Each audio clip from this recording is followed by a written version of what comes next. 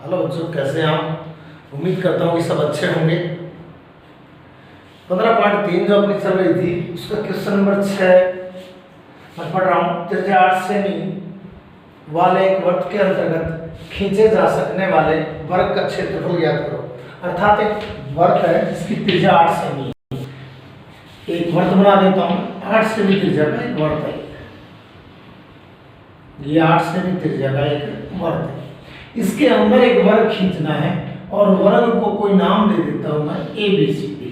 अंदर वर्ग खींचने का अर्थ है यह वर्ग इस वृत्त की परिधि पर ही स्थित होगा, अर्थात वर्ग के चारों शीर्ष वृत्त की परिधि पर स्थित होंगे। हमें इस वर्ग का क्षेत्रफल ज्ञात करना है। निश्चित है वर्ग का क्षेत्रफल ज्ञात करने का सूत्र आपको याद होगा। वर्ग का क्षेत्रफल ज्ञात करने का सूत्र है भुजा स्क्वायर। अर्थात हमारे पास भुजा नहीं है। हमारे पास भुजा दी होती तो हमें केवल मान रखना होता। वृत्त की त्रिज्या दे रखी है, वृत्त का केंद्र निर्धारित कर देता हूँ।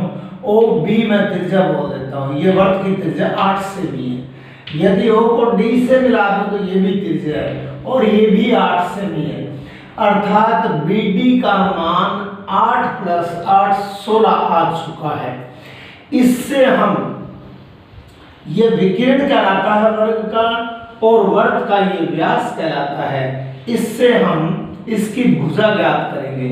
मान लेता हूं कि वर्ग की प्रत्येक भुजा x सेमी है, क्योंकि हम जानते हैं कि वर्ग की चारों भुजाएं समान होती है और सभी कोण 90-90 डिग्री के होते हैं। अब मैं यहाँ एक त्रिभुज ले रहा हूँ। त्रिभुज में चलो मैं रंग भर देता हूँ। त्रिभुज का नाम आपके सामने मैं पढ़ रहा हूं DAB है, क्योंकि ये एक समकोण त्रिभुज है और समकोण त्रिभुज में 90 डिग्री के सामने वाली भुजा को कर्ण कहते हैं। अब हमें कर्ण का मान दिया हुआ है। कर्ण 8 + 8 में 16 सेंटीमीटर है और हमने इस भुजा को x माना था तो ये भी x हो जाएगी।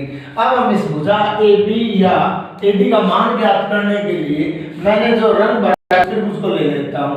समकोण त्रिभुज DAB में और समकोण त्रिभुज में यदि किसी भुजा का पता नहीं हो तो उसका पता करने के लिए पाइथागोरस प्रमेय का उपयोग किया जाता है। मैं पाइथागोरस प्रमेय से और पाइथागोरस प्रमेय ये होती है, आगे प्रमेय भी आएगी ये, कि किसी समकोण त्रिभुज में बड़ी भुजा का वर्ग अन्य दोनों छोटी भुजाओं के वर्गों के योग के बराबर होता है। तो बड़ी भुजा का वर्ग मैं यहाँ ले देता हूँ तो साथ में BD² बराबर होगा किसके? AD² + AB²। मैंने जानबूझ करके BD² को इस हाथ की तरफ लिया था क्योंकि इसका मान मुझे पता है। AD का मान हमने x माना था और AB भी x माना था और BD हो गया 16 और उसका स्क्वायर। x² में x² जोड़ देंगे, 2x² हो जाएगा और 16 को 16 × 16 करके लिख दें, कोई फर्क नहीं पड़ेगा। x² बराबर 16 × 16 और बटे में 2। मैंने इस 2 का पक्षांतर कर दिया, लेफ्ट हैंड में था राइट हैंड में ले आया हूँ। x² बराबर काटना चाहो तो काट लें, 8 से काट लें, 16 × 8 और यहाँ इसकी घात हटा देता हूँ और इस पर वर्गमूल लगा देता हूँ, क्योंकि जब मैंने बताया कि वर्ग हटाएंगे तो राइट हैंड या लेफ्ट हैंड का वर्गमूल हो जाएगा। x बराबर 16 का वर्गमूल निश्चित है 4 होता है और 8 का वर्गमूल नहीं है, लेकिन 8 के 2 गुणनखंड कर लेता हूँ, 4 × 8। अब ये 4 एक वर्ग संख्या प्राप्त हो चुकी है। 4 जब बाहर आ जाएगा वर्गमूल के चिन्ह से तो ये 2 बन के बाहर आ जाएगा। x बराबर 4 गुणा में 2 बन के बाहर आ गया, अंदर रह गया 2, इसको गुणा कर लें। x बराबर 4 × 8, 4 × 8 वर्गमूल 2 सेमी। x का मान क्या आ गया? 8 वर्गमूल 2 सेमी। अर्थात वर्ग की भुजा 8 वर्गमूल 2 सेमी आ चुकी है। अब इसका क्षेत्रफल ज्ञात करने के लिए केवल हमें भुजा के स्थान पर ये 8 वर्गमूल 2 रखना है और यहाँ रख देंगे 8 वर्गमूल 2 का होल स्क्वायर। 8 वर्गमूल 2 का होल स्क्वायर। होल स्क्वायर का अर्थ है 8 वर्गमूल 2 और गुणा 8 वर्गमूल 2। इनको गुणा कर लेंगे। 8 को 8 से गुणा किया 64, वर्गमूल 2 को वर्गमूल 2 से गुणा किया 2 आ जाएगा और 64 को 2 से गुणा करेंगे 128 सेमी स्क्वायर, ये आपका आंसर होगा। इसके बाद क्वेश्चन नंबर 7, दी गई आकृति में ए बी एम सी त्रिज्या 14 सेमी वाले ए बी एम सी 14 सेमी वाले त्रिज्या वाले एक वृत्त का चतुर्थांश है। ये चतुर्थांश है, ये चतुर्थांश मैं यहाँ बना के दिखा रहा हूँ। ये चतुर्थांश, ये तो वैसे खींच दिया, और ये मान लेते ये चतुर्थांश है, इसको तो मिलाया हुआ। इसका नाम है ए बी एम यहाँ चाहिए और सी, ये मान लेते हैं ये चतुर्थांश है। और हम जानते हैं कि चतुर्थांश का प्रतिकोण 90 डिग्री होता है। चतुर्थांश है, बीसी को व्यास मान करके, अब ये बीसी खींचा गया है, इसको व्यास मान करके और इसको व्यास मान करके, और एक अर्धवृत्त खींचा गया है, अर्थात प्रकार एम पे रख दिया, प्रकार को बी तक खोल लिया या प्रकार को सी तक खोल लिया, और एक इस तरह अर्धवृत्त खींच दिया, खींचा गया है, अर्धवृत्त खींचा गया है। छायांकित भाग का क्षेत्रफल ज्ञात करो। जो ये रंग भरा हुआ है इस भाग का क्षेत्रफल ज्ञात करना है। सबसे पहले जो ज्ञात करना है उसको लिख देता हूं, छाया का क्षेत्रफल बराबर अर्धवृत्त के क्षेत्रफल में से अर्धवृत्त का क्षेत्रफल माइनस लघु वर्तखंड का क्षेत्रफल, लघु वर्तखंड का क्षेत्रफल, ये चाहिए भैया।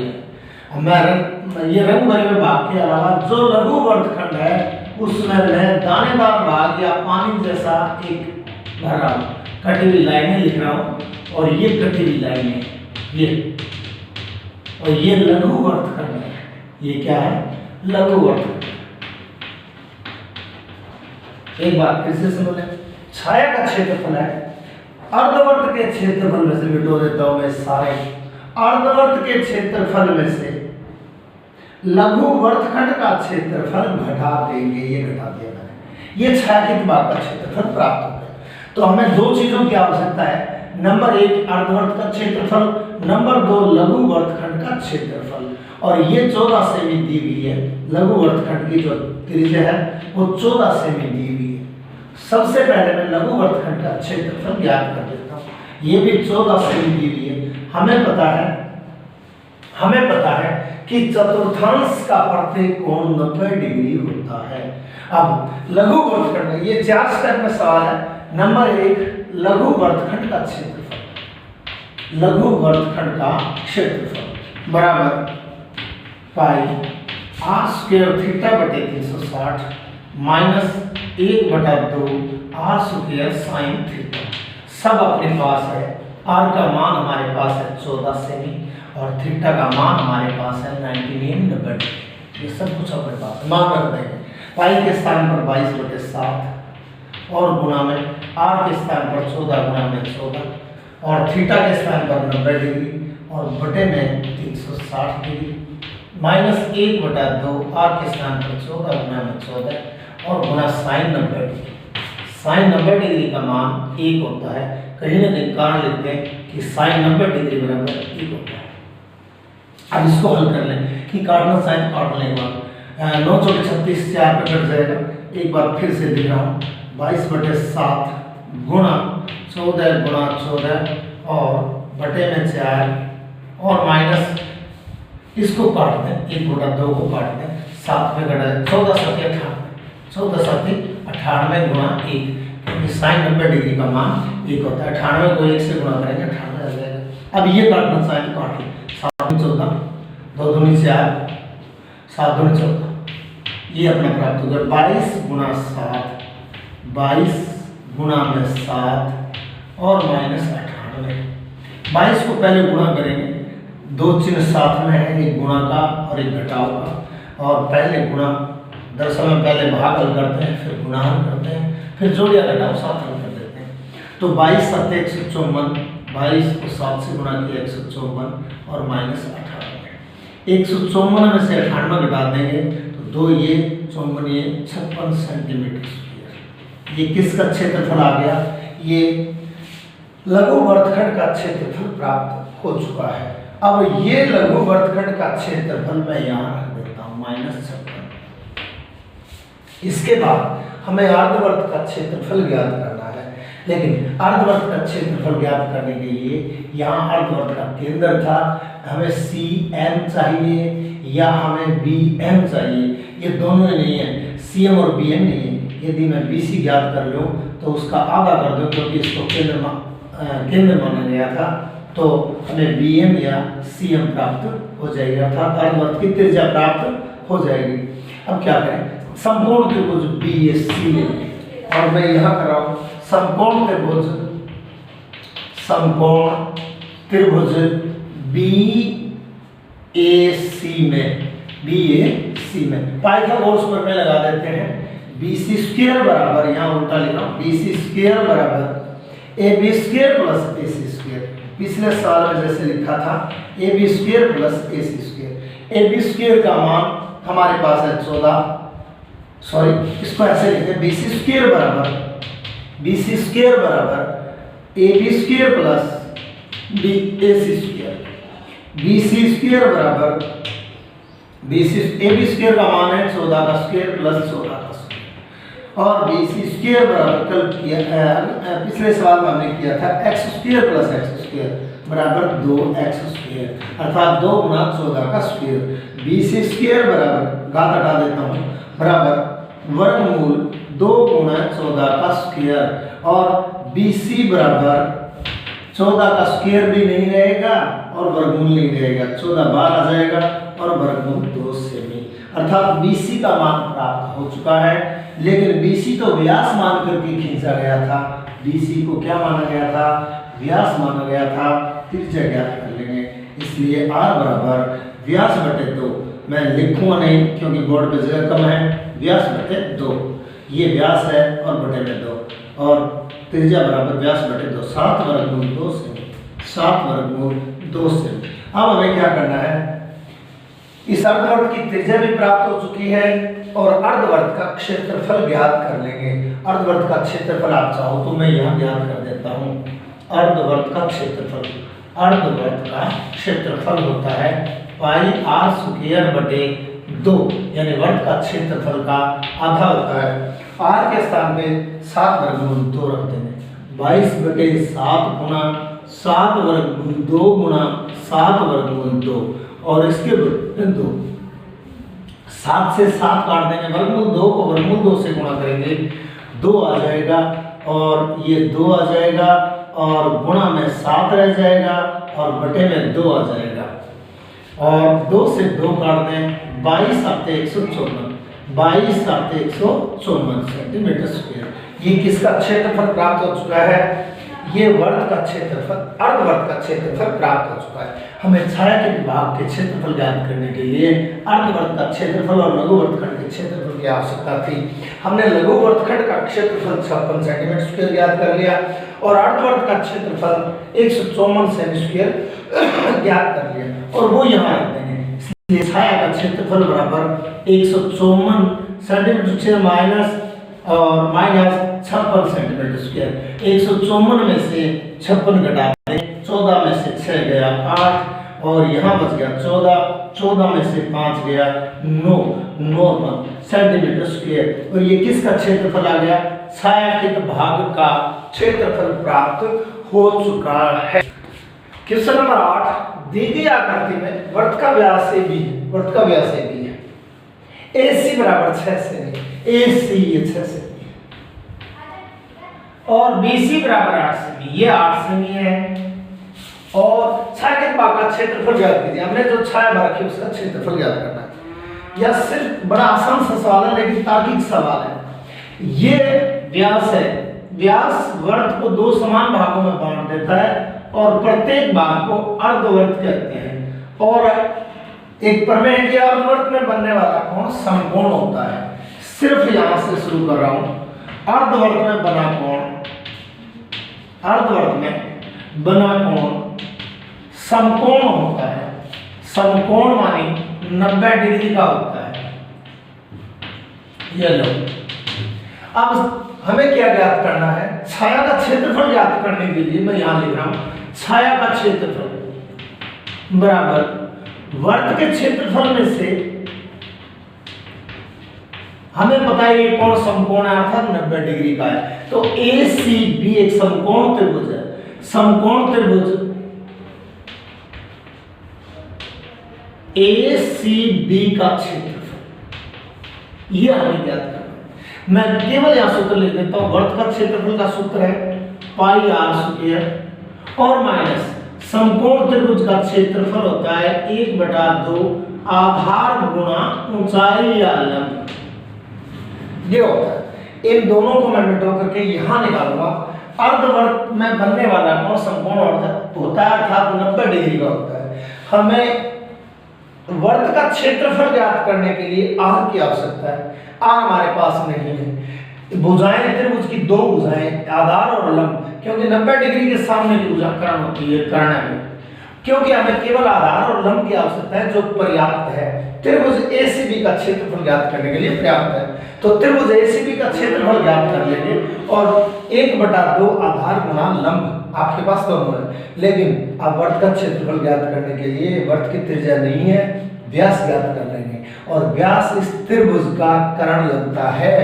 तो व्यास ज्ञात करने के लिए समकोण त्रिभुज, समकोण नहीं लिख रहा हूं, एसीबी में पाइथागोरस प्रमेय से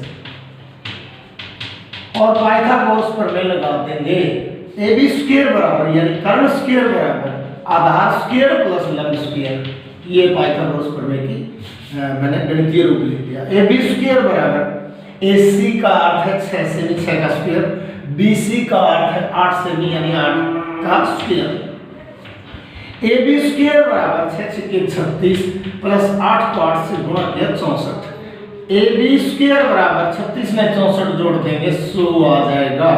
ए बी बराबर लेफ्ट हैंड का वर्ग हटाया राइट हैंड का वर्गमूल हो जाएगा। ए बी बराबर 100 का वर्गमूल 10 सेमी होता है और ए बी क्या है? व्यास है, वर्त का व्यास है। इसलिए मैं यहां लिख सकता हूं वर्त का व्यास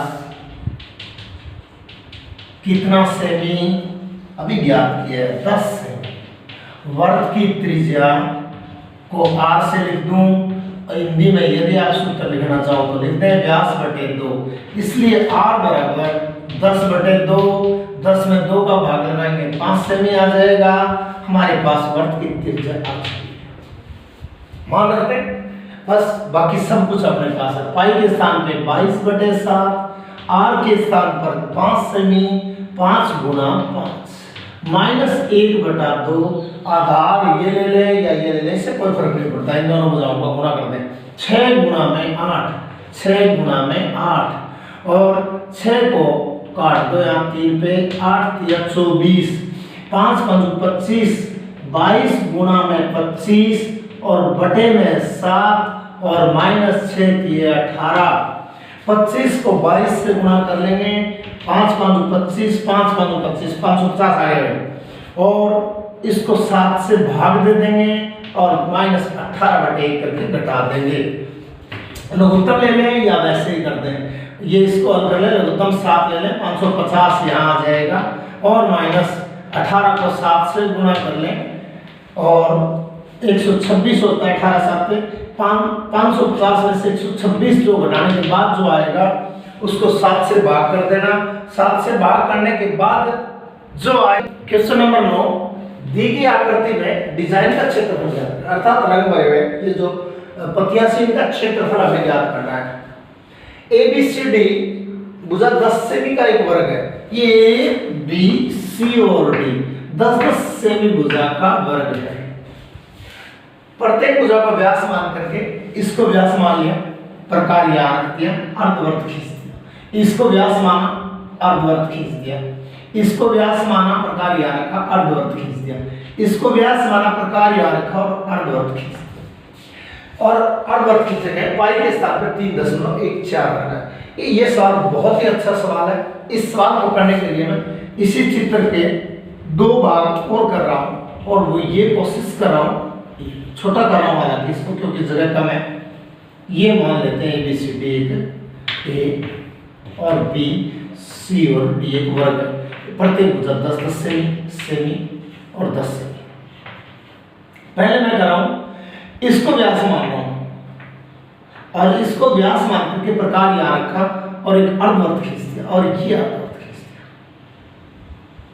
इसी प्रकार भुजा ए बी को भी व्यास मान रहा हूँ और एक अर्धवर्त खींच दिया तो इस अर्धवर्त को स्पर्श करता हुआ जाएगा। जो मैं यहाँ इसमें पानी भर रहा हूँ, कटी हुई लाइन दिखा रहा हूँ, इसमें भी कटी हुई लाइन। बहुत ही अच्छा सवाल है लेकिन आसान है। जो बिना कटी हुई लाइनों वाला भाग बचा है उसको भाग 1 और भाग 2 बता रहा हूँ। जैसे मैं रंग भर दूँ, चलो देखिए, यहाँ भाग 1 और यहाँ भाग 2, ये भर दिया रंग अलग, वो अलग है। मैं रंग भरे हुए भागों का क्षेत्रफल ज्ञात करना चाहता हूँ। इसी प्रकार फिर मैंने ABCD एक वर्ग बना दिया यही, और A और B, C और D। अब मैंने व्यास मान लिया AD को और व्यास मान करके एक अर्धवृत्त खींच दिया। व्यास मान लिया BC को और एक फिर से एक अर्धवृत्त खींच दिया, ये खींच दिया। सारी भुजाएं ये सेम टू सेम 10 सेमी है, ये भी 10 सेमी है, मैं सेमी नहीं लिख रहा हूँ, 10 सेमी। अब फिर मैंने इन भागों में रंग बन दिया, ये बन दिया, और इसको पहला भाग, दूसरा भाग, इसको मैं तीसरा भाग दे रहा हूं और इसको मैं चौथा भाग दे रहा हूं। अर्थात भाग 1 और 2 का क्षेत्रफल ज्ञात कर लें, ठीक उतना ही भाग 3 और 4 का क्षेत्रफल होगा। तो सबसे पहले भुजा कितनी है वर्ग की? भुजा का मान है 10 सेमी। वर्ग की भुजा 10 सेमी है, वर्ग की भुजा 10 सेमी है, वर्ग की भुजा 10 सेमी। प्रकार यहाँ रखा था, त्रिज्या हुई 5, इसलिए R बराबर 10/2 अर्थात 5 सेमी। भाग फर्स्ट और सेकंड का क्षेत्रफल ज्ञात करने के लिए वर्ग के क्षेत्रफल में से दोनों अर्धवृत्तों का क्षेत्रफल घटाते हैं। भाग, मैं यहाँ सिर्फ भाग लिख रहा हूँ, ये लिखने पड़ेंगे आप लोगों को। फर्स्ट प्लस सेकंड का क्षेत्रफल, फर्स्ट प्लस सेकंड का क्षेत्रफल और बराबर वर्ग का क्षेत्रफल माइनस वर्ग का क्षेत्रफल में से क्या घटा देंगे? 2 अर्धवृत्तों का क्षेत्रफल घटा देंगे, 2 अर्धवृत्तों का क्षेत्रफल। ये वर्ग का क्षेत्रफल होता है भुजा स्क्वायर, एक बार मैं सूत्र लिख देता हूं, और 2 माने दुआ, अर्धवृत्त माने पाई R स्क्वायर बटे 2। ये हो गया अर्धवृत्त का क्षेत्रफल। 2 से 2 काट देंगे, क्या बचा? पाई R स्क्वायर। पाई R स्क्वायर का अर्थ है वर्ग का क्षेत्रफल। हम जानते हैं कि 2 अर्धवृत्तों से मिलकर एक वर्ग बनता है। भुजा के स्थान पर भुजा का मान रख देंगे, और वर्ग की भुजा थी 10 सेमी और ये 10 का स्क्वायर, और माइनस पाई के स्थान पर बोला इसलिए 3.14 रख देंगे, 3.14 गुणा R के स्थान पर 5 सेमी लिख देंगे, 5 गुणा में 5। ये हो गया 10 का स्क्वायर। आपको आता है निश्चित तौर पर, 10 को 10 से गुणा करेंगे, 100 आ जाएगा। 5 5 25 और गुणा 3.14 और 25 को 3.14 से गुणा करेंगे। चाहो तो इस 3.14 का दशमलव हटा दें। एक दिन मैंने बताया था, दशमलव के राइट हैंड की तरफ जितने अंक हो उतने ही भाग में लिख करके एक के आगे उतने 0 लगा। अब ये दशमलव समाप्त हो चुका है। काटना चाहो तो ये काट सकते हो आप। 5 का पाड़ा पड़ेंगे, 20 5 100, 5 का पाड़ा पड़ेंगे, 20 आया, 20 को 5 चौके 20, फिलहाल ये बचा 314 बटे 4। 314 में 4 का भाग लगा सकते हैं या लघुत्तम ले सकते हैं, की बात है। 314 में 4 का भाग लगाया, 7 चौके 28, बच गया 3, बन गया 34, 7 चौके 28 और बच गया फिर शायद 5 हो जाएगा, 74.5 सेमी आ जाएगा। और 100 में से 74.5 घटा देंगे। घटाने का तरीका दशमलव के बाद में 2 0, क्योंकि 2 या 1 0 लगा दें, दशमलव लगा करके, और 74 यहाँ लिख दें, 74.5 यहाँ लिख दें। यहाँ से ले ली, 10 में से 5 गया 5, यहाँ बच गया 9, 9 में से 4 गया 5, और यहाँ बच गया 9 में से 7 गया, 9 में से 7 गया 2, 9 में से 7 गया 2, यानी 25.24 बच गया भाई। 10 यहाँ बच गया 9 में से 4 गया 5, यहाँ फिर बच गया 9 में से 7 गया 2, यहाँ 0 रह गया 25, 5 4 2, ठीक है, 25.5 अर्थात 25.5 सेमी स्क्वायर किसका क्षेत्रफल आ गया? भाग पहले और दूसरे का क्षेत्रफल। इसी प्रकार भाग तीसरे और चौथे का क्षेत्रफल भी भाग यहाँ लिख देता हूँ केवल भाग थर्ड प्लस फोर्थ का क्षेत्रफल, फोर्थ का क्षेत्रफल, और वो भी कितना आ जाएगा 25.5 सेमी स्क्वायर आ जाएगा। अर्थात चारों भागों का क्षेत्रफल ये आ गया 25.5 और 25.5। अब वर्ग के क्षेत्रफल में से इन पांचों भागों का क्षेत्रफल, चारों भागों का क्षेत्रफल घटा देंगे। अर्थात किसका अब पंखुड़ियों का क्षेत्रफल आ जाएगा। मैं इनको पंखुड़ियां नाम दे दूं या अब छाया के दबाव का क्षेत्रफल कह दूं तो भी चलेगा। अब पंखुड़ियां नाम दे दूं या छाया का क्षेत्रफल, छाया का क्षेत्रफल बराबर वर्ग का क्षेत्रफल minus first plus second plus third plus fourth का क्षेत्रफल और फर्स्ट सेकंड थर्ड फोर्थ का कुल क्षेत्रफल कितना आ जाएगा 25.5 प्लस 25.5। आप देख सकते हो वर्ग का क्षेत्रफल फिर से क्या था 100 आएगा माइनस 25.5 और पोस्टल बराबर और 25.5 और 25.5 में 25.5 जोड़ेंगे तो क्या बच जाएगा 25 50 और 51 बच जाएगा। 100 में से 51 घटाएंगे 49 सेंटीमीटर स्क्वायर आ जाएगा। माफी चाहता हूँ ये सवाल यहाँ गलत कर दिया मैंने, क्योंकि गुणा भाग में गलती होगी, बड़ा प्रेशर होता है, सामने कैमरा होता है तब। और यहाँ 314 में 4 का भाग लगाएंगे, यहाँ आ जाएगा 78.5। 78.5 314 में और 4 का भाग लगाया 7 चौके 28, बच गया 3 बढ़ गया 34, 8 चौके 32 और बच गया 2 20.5 78.5। और 100 में से 78.5 घटाएंगे 100.0 लगा दें और 78.5 10 में से 5 गया 5 और दशमलव यहाँ बच गया 9 में से 1 21.5 बच जाएगा। सॉरी भैया 21.5 बच जाएगा। इस प्रकार दोनों अर्धवृत्तों के अलावा भाग 1 और भाग 2 का क्षेत्रफल ये आ गया। भाग 3 और भाग 4 का क्षेत्रफल भी 21.5 आ जाएगा। और यहाँ भी 21.5 कर लेंगे, यहाँ भी 21.5 कर लेंगे और 21 21 42 और 41 हो जाएगा और 7 मतलब घटा देंगे 57 सेंटीमीटर स्क्वायर हो जाएगा। अगला प्रश्न प्रश्न नंबर 2। माफी चाहता हूँ ये गलत हो गया तो हो गया, इसको ठीक कर लेना, क्योंकि बता सकता हूँ ऐसे क्लास में पढ़ाना बड़ा आसान है, सामने बच्चे हो तो और कैमरे के सामने पढ़ाना बड़ा कठिन कार्य है। आइए आगे जो चित्र दिया हुआ है बड़े आसान 3 सवाल है, थोड़ा सा समय लगेगा। दी गई आकृति में अर्धवृत्त की त्रिज्या 7 सेमी है। एक अर्धवृत्त खींचा गया है और अर्धवृत्त की त्रिज्या 7 सेमी है। ये यहाँ अर्धवृत्त का केंद्र निर्धारित किया गया है कि यानी इसने कोई नाम नहीं लिया PQ, मैं R ले लेता हूँ इसका नाम, चलो इसका केंद्र R है और PQ और R है और यहाँ इसकी ये भी त्रिज्या है, ये 7 सेमी है और ये भी 7 ही सेमी होगी और ये भी 7 ही सेमी, यह अर्धवृत्त की त्रिज्या है। फिर क्या किया है अर्धवृत्त में बने वृत्त का क्षेत्रफल ज्ञात करो। एक अर्धवृत्त के अंदर एक वृत्त और बनाया गया है यहाँ ये इसका क्षेत्रफल ज्ञात करो। आसान सा है, 2 लाइनों का सवाल है, इसका क्षेत्रफल आपको ज्ञात करना है। निश्चित है कि अर्धवृत्त की त्रिज्या 7 सेमी है तो ये भी 7 ही होगी, PQRS लिख देता हूँ, यह वृत्त का केंद्र O है तो इसकी त्रिज्या, इसका व्यास 7 सेमी होगा। बस छोटे वृत्त का व्यास 7 सेमी होगा, छोटे वृत्त का व्यास बराबर 7 सेमी। त्रिज्या ज्ञात कर लें, R बराबर व्यास बटे 2, R बराबर व्यास बटे 2 अर्थात 7/2 सेमी। 3.5 लिखे तो लिखिए, 7 में 2 का भाग लगाएं तो लगा देंगे, कोई आवश्यकता नहीं है।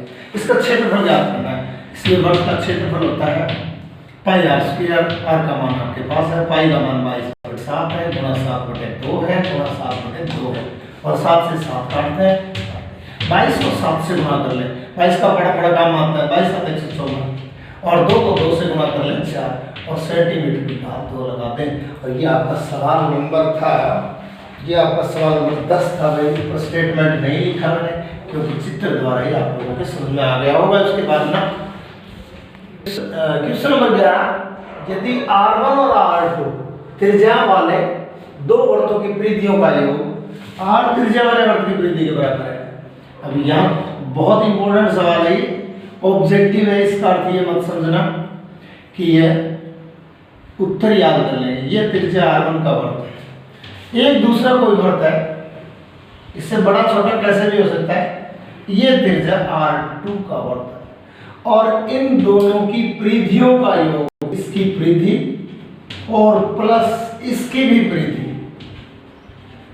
और बराबर किसकी परिधि, नए की परिधि, नए की परिधि और नए की परिधि, दोनों की परिधियों का योग मैंने ऊपर हिंदी में लिखा है, नए की परिधि के बराबर होगा। नए की त्रिज्या बड़ा है, ये बड़ा है, ओनली केवल ये r1 बड़ा, ये बड़ा r2, ये केवल r, अर्थात इसकी परिधि और इसकी परिधि का जोड़ इसकी परिधि के बराबर है।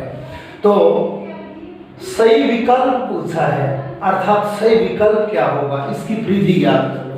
आप चाहो तो यहाँ प्रश्नानुसार लिख सकते हो।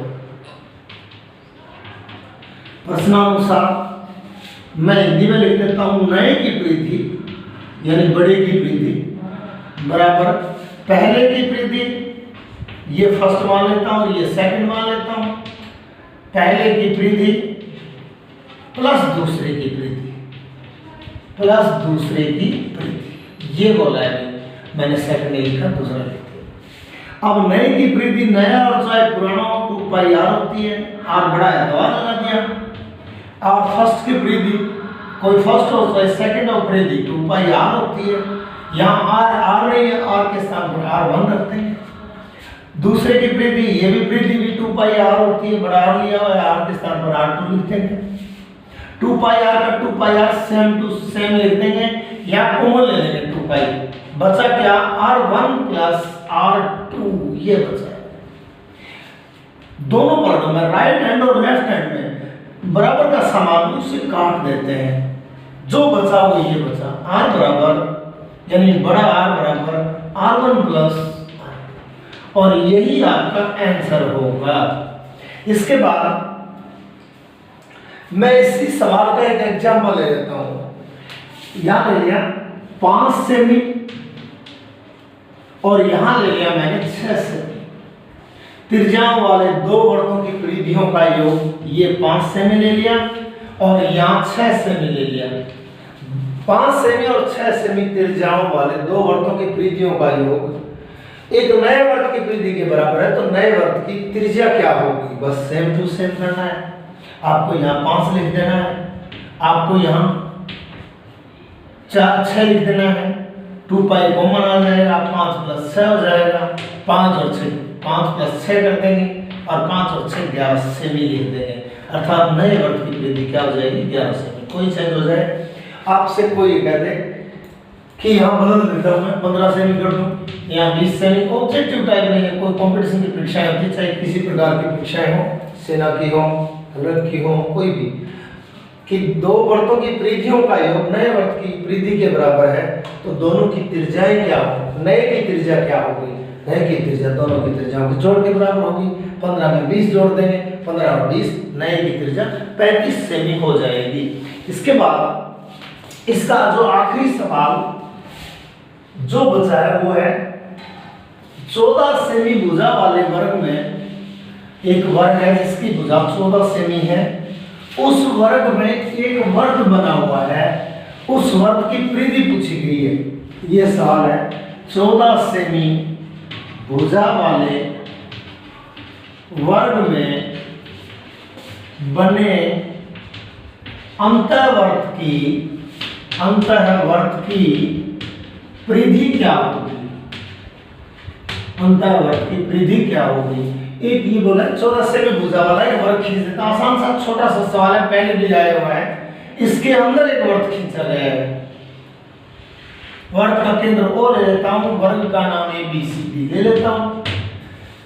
वर्ग की परिधि ज्ञात करनी है, भुजा 14 सेमी पहले आ चुका है, ये भी 14 सेमी, ये भी 14 सेमी और ये भी 14 सेमी। एक विकेंड खींच देता हूं, विकेंड का नाम BD रख दिया। विकेंड ज्ञात कर लो और विकेंड ज्ञात करने के 14 सेमी भुजा वाले वर्ग में बने अंतःवर्त की परिधि ज्ञात करनी है, अर्थात सॉरी भाई विकेंड नहीं खींचना है, माफी चाहता हूं, और ये इसके समांतर एक रेखा खींच दे, अर्थात व्यास खींच दे और ये व्यास कितना हो जाएगा 14 सेमी हो जाएगा, और इसकी त्रिज्या कितनी हो जाएगी 7 सेमी हो जाएगी। व्यास में कितना होगा 14 सेमी होगा, किसकी भुजा के बराबर होगा, वर्ग की भुजा के बराबर होगा। इसलिए अब हमें इसकी परिधि ज्ञात करनी है, परिधि बराबर 2πr, एक ही लाइन का सवाल है, परिधि बराबर 2πr, 2 गुणा 22/7 और गुणा 14/2 यानी 7, 7 से 7 काट दें, 22 दूनी 44। ये आपका आंसर होगा। प्रश्नावली मैंने लगभग कोशिश की है कि लगभग 3-4 घंटे पढ़ाए हैं, अगर कोई कमी रह गई, भूल चूक रहेगी, मैं माफ़ी चाहता हूँ। फिर भी यदि कोई मेरे लिए सुझाव हो तो आप लिख सकते हैं, और अपना ध्यान रखें। धन्यवाद।